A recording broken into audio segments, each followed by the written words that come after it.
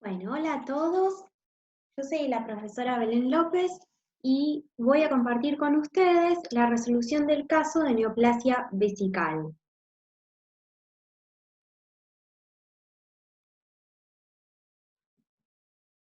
El caso presentado es una paciente de sexo femenino de 63 años que concurre a consulta por tenesmo vesical, disuria 24 horas de evolución, con episodios aislados de hematuria.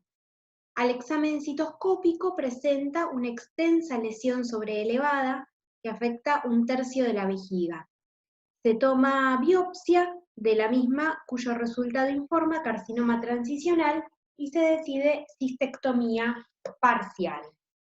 Y ahora nos presenta 4 preguntas para pensar este caso, que las vamos a ir tratando. La primera de las preguntas nos dice que elaboremos una descripción del preparado histológico mencionando cuál es el grado histológico de la neoplasia. Definitivamente que para poder establecer esto tendríamos que tener el preparado con el que contamos en la facultad, que no lo tenemos presente acá, pero se los comento. Es un preparado histológico de vejiga que en la pared muestra 2 sectores en la mucosa. En un sector se observa un carcinoma in situ y en el otro sector un carcinoma papilar urotelial, o transicional, que se va a considerar que es de alto grado por la presencia de mitosis, de atipia nuclear y por la invasión. Bien. Tengan en cuenta que esta neoplasia urotelial es recidivante y es multicéntrica, ¿sí? Con lo cual el paciente, además de esta lesión, puede tener concomitantemente en otro sitio del urotelio también un nuevo tumor, o bien repetir el tumor una vez resuelto este caso. Pasamos a la siguiente pregunta, que nos dice qué factores etiopatogénicos relacionados con esta patología conoce. Lo primero que vamos a tener en cuenta acá, que es común a muchas otras neoplasias, es el tabaquismo. El tabaquismo incrementa el riesgo de cáncer de urotelio. Y por la misma razón afecta a todo el urotelio y no exclusivamente a la vejiga. Por eso es que también es posible que exista en concomitancia otro tumor o que más adelante pueda aparecer. Más allá del tabaquismo hay otros factores, como por ejemplo la exposición a la 2-naftilamina. Hay ciertas infecciones, sobre todo el esquistosoma haemotobium, que es un germen que predispone a la aparición de estos tumores, el uso de analgésicos, de ciclofosfamida, la radiación, y hay ciertas alteraciones genéticas en genes supresores de tumores, el 9P y el 9Q y la mutación de P53, que también pueden estar asociadas. La tercera pregunta nos dice cuáles serían los diagnósticos diferenciales previos a la citoscopía. Previo a la citoscopía, lo que teníamos era que el paciente tenía tenesmo vesical, disuria y hematuria. Entonces, con estos síntomas, ¿uno qué puede pensar? Primero va a pensar que el paciente puede tener una cistitis hemorrágica, por un adenovirus o por ciclofosfamida, u otra cistitis que puedan dar cuadros que confundan. Por prevalencia, uno puede pensar que el paciente tiene una litiasis. Sí, es raro que a los 63 años no tenga antecedentes de litiasis, pero bueno, como diagnóstico diferencial podría considerarse. Y otro diagnóstico diferencial sería una neoplasia, pero en otra localización, sea renal o de la vía excretora. Y la cuarta pregunta nos pregunta cómo evolucionan estas neoplasias. Estas neoplasias, tengan en cuenta que tienen el crecimiento por contigüidad, por lo tanto pueden extenderse a próstata, vesículas seminales si fuera un hombre, a los uréteres, al peritoneo, y puede hacer metástasis hematógena a pulmón, hígado o médula ósea. Ahora que está resuelto el caso, vamos a pasar a hablar de algunas consideraciones más sobre esta patología. Acá nos muestra la imagen los patrones de crecimiento. Y tenemos que puede tener cualquiera de estos 4 patrones. 2 de ellos son planos y 2 de ellos son papilares. Fíjense, el primero es un carcinoma papilar o lo que también se lo llama papiloma. Esta variación que tenemos acá es un carcinoma papilar, pero ya invasivo, porque fíjense cómo se extiende hacia la profundidad. Luego tenemos esta imagen que es un carcinoma plano no invasivo, fíjense que se extiende sobre la mucosa, pero todavía no infiltra, sería un carcinoma in situ. Y luego, en la última imagen, tenemos un carcinoma plano invasivo. Es plano justamente porque está sobre el mismo nivel, a diferencia de estos dos que eran exofíticos. Esta es una imagen macroscópica donde tenemos una vejiga abierta y en la luz vemos una gran masa heterogénea tanto en su aspecto como en su coloración.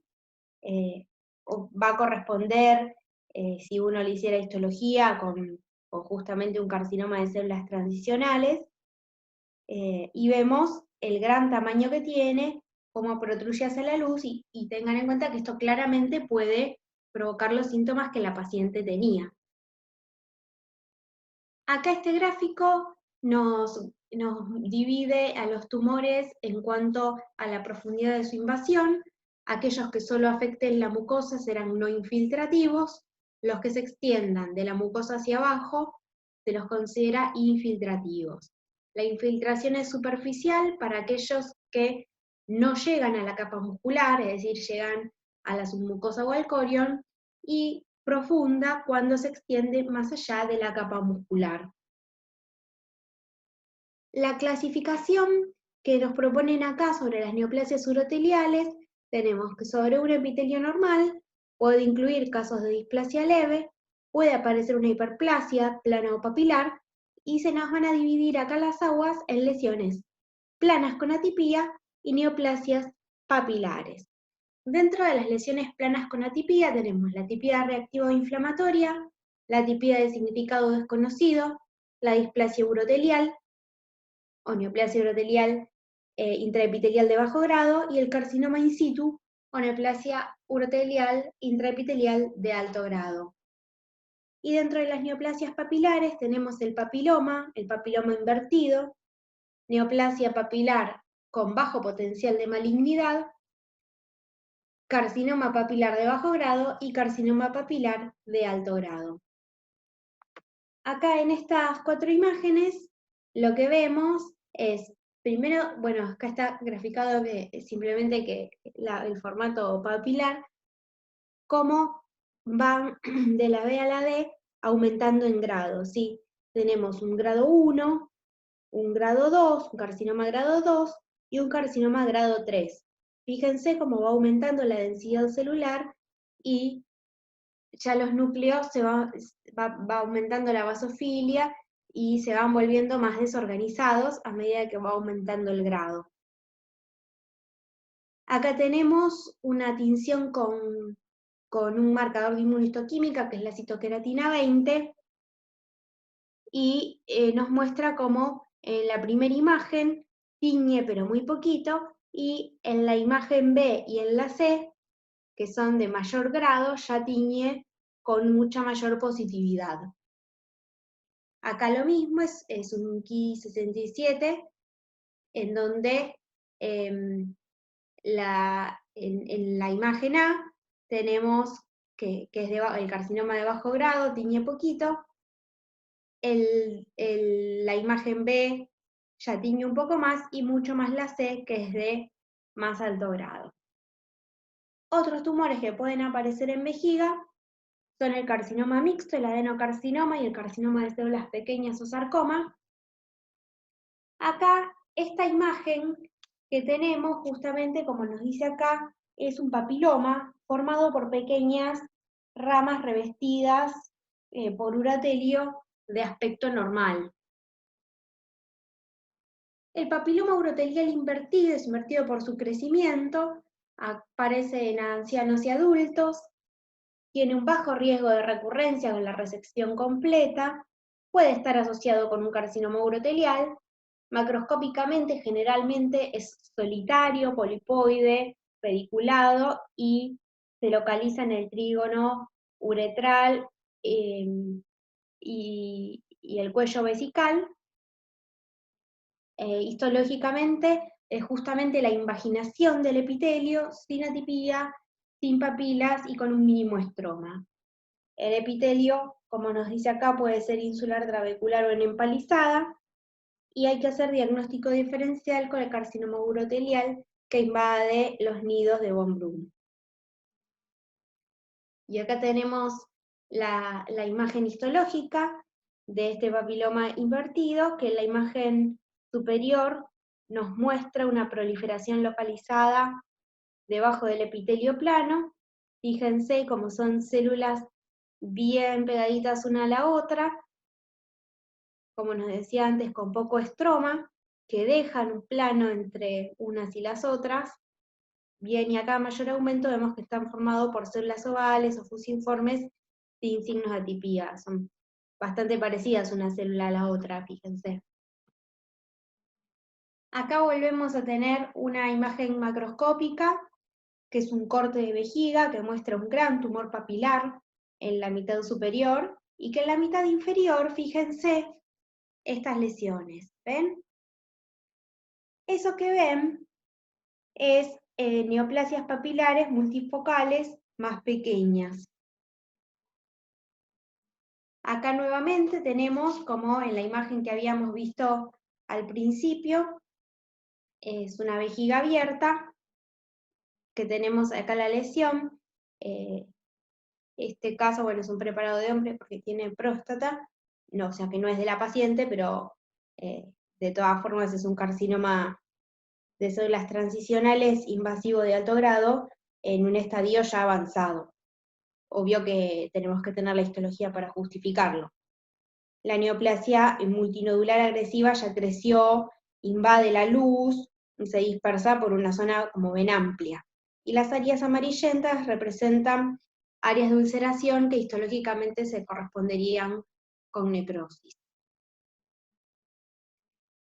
Acá lo que tenemos es un carcinoma urotelial en la imagen de la izquierda de bajo grado, con un aspecto, digamos, global bien bastante ordenado y un revestimiento más grueso que el papiloma. Los núcleos hipercromáticos y lo que tienen señalado con las flechas que son figuras mitóticas. Y en la imagen de la derecha, lo que tenemos es el mismo carcinoma urotelial papilar, pero de alto grado, ya con un importante grado de atipía en sus células. Ven que es mucho más basófilo, los núcleos son diferentes ya unos otros, fíjense, estos son mucho más grandes, estos son más pequeños, y tiene el eje central por el aspecto papilar. Ahora lo que tenemos son imágenes citológicas en lugar de histológicas, por eso observamos células y no tejidos. Y nos llama la atención que son células grandes con alteración de la relación núcleo-citoplasma, y ahora, a ver, en la siguiente me parece que se ve mejor, ahí está. Ven que la heterogeneidad en el tamaño de los núcleos y qué grandes que son comparados con los eritrocitos que hay alrededor. Y que tienen, bueno, eso no lo mencioné, nucleolo prominente. Acá tenemos una tinción con un marcador de inmunohistoquímica, porque estos tumores expresan citoqueratina 7 y citoqueratina 20. Para finalizar, la estadificación del tumor, como siempre, se establece con un TNM, avanzando, como siempre, del T0 al T4B, y bueno, acá nos va marcando en dónde, a qué tamaño tumoral corresponde cada T para este tumor. Acá tenemos lo que falta de la estadificación, el N para los ganglios y la M para metástasis. Bueno, espero que les haya servido, les dejo mis saludos y ya nos veremos en otra ocasión.